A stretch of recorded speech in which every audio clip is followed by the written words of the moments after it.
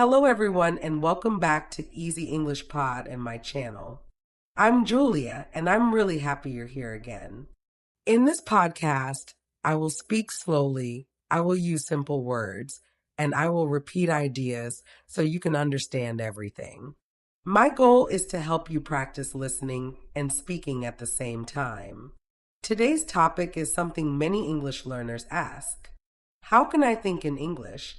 How can I stop translating from my language? Maybe you have this problem too. That's okay. Many people do. It's normal. Our brain wants to use our first language. But here's the good news. Thinking in English is a skill. You can learn it. You can practice it. And today I will show you how. Let's talk about why this is important. Many learners feel slow when they speak English. Why? Because they translate every sentence in their mind.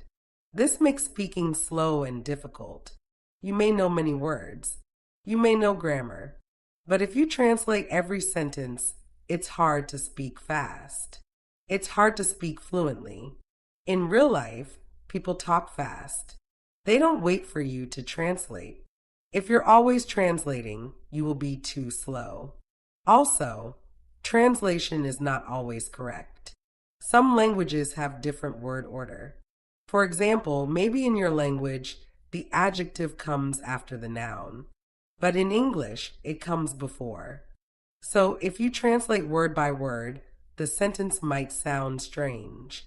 Sometimes it is wrong. So the goal is this. Think in English, not in your language. When you do this, you will speak faster. You will sound more natural. And today, I will teach you some practical tips so you can do it as well. Okay, let's talk about why we translate and why it's normal. When you start learning a new language, you use your first language. That is okay. Your first language is like a bridge. It helps you walk into English, but after some time, you want to remove the bridge. For example, you want to look at a chair and just think chair, not the word chair in your own language. Now, many learners tell me, Tom, I know words, I know grammar, but when I speak, I freeze. And I tell them, that's because your brain is still translating. So let's get practical. Let's talk about how you can start thinking in English. Here are 5 simple ways to start, and you can use them every single day. Tip number 1, describe what you see. This is very simple. Look around you. Say what you see in your mind in English. For example, when you walk outside, say, I'm walking to the shop. I see a tree. There is a red car. The weather is cold. When you are in your kitchen, say, I am making tea. I am opening the fridge. I am cooking rice. You can do this anytime. You can do this when you are alone. No one will hear you. If you don't know a word, that's okay. You can look it up. Write it down. Next time, your brain will remember. This is how you build your English brain, step by step. Tip number 2, think about your plans. Another way to think in English is to talk about your day in your mind. In the morning, you can think, today I will study English. I will go to work at 9 o'clock. I will meet my friend in the evening. In the evening, you can think about your day. I went to the gym today. I watched a movie. I cooked dinner. It was chicken and rice. You don't need to write it. You don't need to say it out loud. Just think in English. The more you do it, the easier it becomes. Tip number 3, use visual thinking. This one is very powerful. It helps your brain work in English without your first language. Here is what to do. When you see something, a chair, a table, a phone, don't think, what's that in English? Oh, yes, chair. No translation, just the English word. Do this with everything.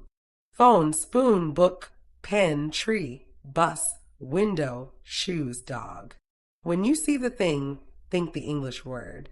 Do this every day. Soon, it will be automatic. Your brain will start using English first. Do shadowing. This is one of the best techniques. It's my favorite. Listen to a native speaker from a podcast, video, or audio like this one. Repeat immediately after them. Say what they say. Try to copy the way they say it. The voice, the speed, the feeling, the rhythm, the stress, the pronunciation. For example, if the speaker says, "I'm going to the store," you repeat right away. No pause, no translation. At first, it's difficult. That's normal. But keep going. You will train your brain to understand and speak English quickly. No thinking, no translation, just listening and speaking. Do this 5 to 10 minutes a day, and that's enough. Tip number 5. This is very easy and very useful. When you are doing simple things, use English in your mind. When you are walking, the sun is shining. The wind is cold. There is a dog. It's barking. When you are cooking, I'm washing the rice. I'm adding salt. The food smells good. When you are cleaning, I'm sweeping the floor. I'm folding the clothes. These are all good moments to think in English. They are simple. You don't need hard words. Just say what you are doing, like a child learning to speak. That's how your brain will learn. Okay, my friend, let's put everything together now. Here is your daily plan. It's easy, only 4 steps, and you can do them every day, every single day. Let's go through them one by one. Step 1. In the morning, think about your day. When you wake up, before you check your phone, take 1 minute. Think in English. Say in your mind, "Today I will go to work. I have a meeting at 10 o'clock. I want to study English for 30 minutes. Just simple thoughts in English. You can do it while brushing your teeth or while drinking your tea or coffee. Step number 2. During the day, describe what you see. As you move through your day, look around.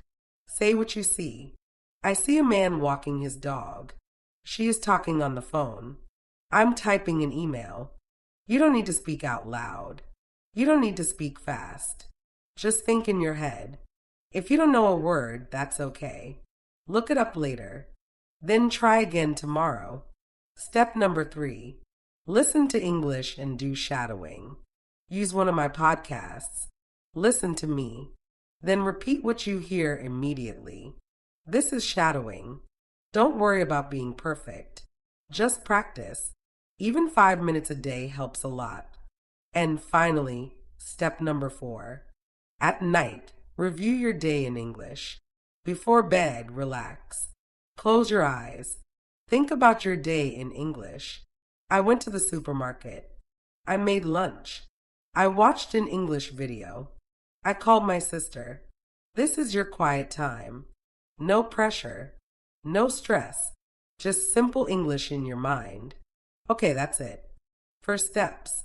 Easy to remember. Do this every day. And after 1 week, you will feel better. After 1 month, your brain will start using English automatically. Your brain is used to your first language. It wants to use it. At first, maybe only 10% of your thinking is in English. That's a great start. If you keep going, if you practice a little every day, soon it will be 30%, then 50%, then 70%. And one day, you will notice something exciting. You are thinking in English without trying. It happens slowly, but it will happen. I promise. Okay, so here's my final message. Thinking in English is a skill. You can build it. Be patient and be kind to yourself. Make mistakes. That's normal. And keep going. Thanks for being here. This is Easy English Pod. And I'm Julia. Keep thinking in English. Keep practicing. And keep believing in yourself. Easy English Pod. Story.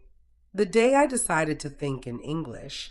Long, detailed, human, motivational, practical, engaging, podcast monologue style. Hi, my friend. Welcome. And are you ready to listen to our story? Today, I want to take you on a journey inside the mind of a learner who discovers how to finally think in English. This story is not just for listening. It will teach you useful words, real expressions, and natural English you can use every single day. So let's begin. Sunrise the morning that changed everything. I still remember the exact morning it began. I was standing in my small kitchen, holding a cup of warm tea, staring at the window. The sky looked soft and peaceful, but inside my mind, everything felt noisy. I wanted to speak English fluently. I had watched hundreds of videos. I had memorized vocabulary lists. But when I tried to speak, my mind froze. Every sentence felt slow. Every idea passed through my native language first. It was like driving a car with the brakes on. That morning, I whispered something to myself. Today, I will try to think in English, even just a little. And that decision changed everything. Person walking the walk to the bus stop. I put on my shoes and stepped outside. The air was cool and fresh. Normally, I would describe everything in my first language. But this time I tried something new. I looked at the street and said softly in my mind, I'm walking to the bus stop. Then, the road is quiet today. And then, there is a blue bicycle next to the tree. These were simple sentences, but something strange happened. My mind felt lighter, faster, freer, as if English was slowly opening a new door inside my brain. I realized something important. Thinking in English is not magic. It's practice. Small thoughts repeated often. Bust the conversation I never said out loud. When I sat on the bus, I saw a woman talking on her phone. I didn't understand her language, but I used the moment to practice. I imagined telling my friend, there's a woman sitting next to me. She's laughing on the phone. Then I imagined another sentence. People look tired today. Maybe they didn't sleep well. This technique is called internal narration.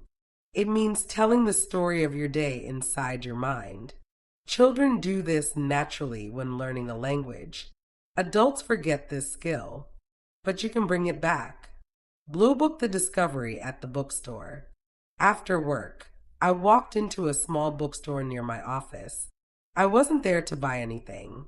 I just needed silence, a place where my brain could breathe. As I walked between the shelves, I tried something new. I stopped looking for translations. I only looked at objects and said their English names in my mind. Notebook, calendar, coffee mug, backpack, cash register, bookshelf. No sentences, no grammar, just words. This is called visual thinking, connecting English directly to objects, not translations. And for the first time, it felt natural. Headphone the night of shadowing. Later that night, I sat at my desk and played a short English podcast. I decided to try shadowing, repeating immediately after the speaker, without pausing, without thinking, without translating. The host said, I'm going to the store. I repeated quickly, I'm going to the store. He said, it's a beautiful day outside. I copied him. It's a beautiful day outside. At first, my voice shook. My pronunciation felt strange. I made mistakes. But after just 5 minutes, something improved. My tongue moved faster. My brain processed English quicker. My fears started to disappear. Shadowing is like exercising your mind. The more you do it, the stronger your English becomes. How's the evening reflection ritual? Before bed, I turned off my phone and sat quietly for 1 minute. I wanted to review my day, not in my language, but in English. I said in my mind, I went to work today. I talked to my boss. I bought a sandwich for lunch. I listened to a podcast on my way home. Simple sentences, nothing complicated. But this small habit made my brain calmer and more confident. Thinking in English doesn't require perfect grammar.